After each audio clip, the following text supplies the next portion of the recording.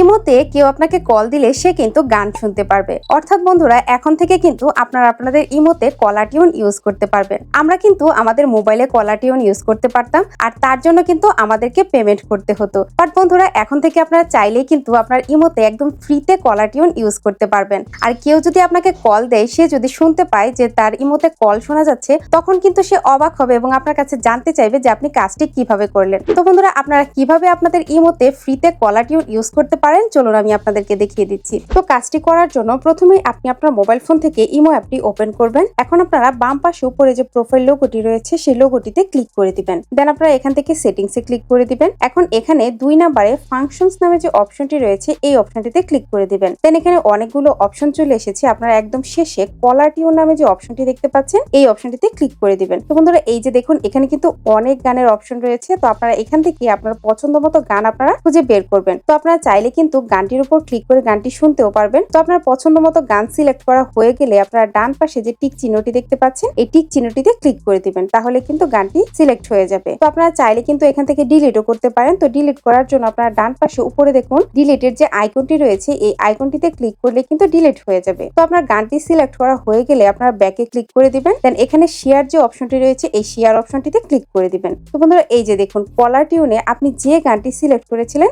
সেই গানটি কিন্তু এখানে শো করছে। অর্থাৎ আমি কিন্তু সঠিকভাবে সেটিংসটি করতে পেরেছি। তো এই সেটিংসটি যদি আপনি আপনার ইমোতে করে দেন, তাহলে আপনাকে যখন ইমোতে কেউ কল দিবে তখন কিন্তু আপনি যে গানটি সিলেক্ট করেছেন সেই গানটি কিন্তু সে শুনতে পারবে। তো বন্ধুরা, ইনফরমেশনটি যদি ভালো লেগে থাকে তাহলে অবশ্যই একটি লাইক করে ভিডিওটি শেয়ার করে দিবেন। ধন্যবাদ।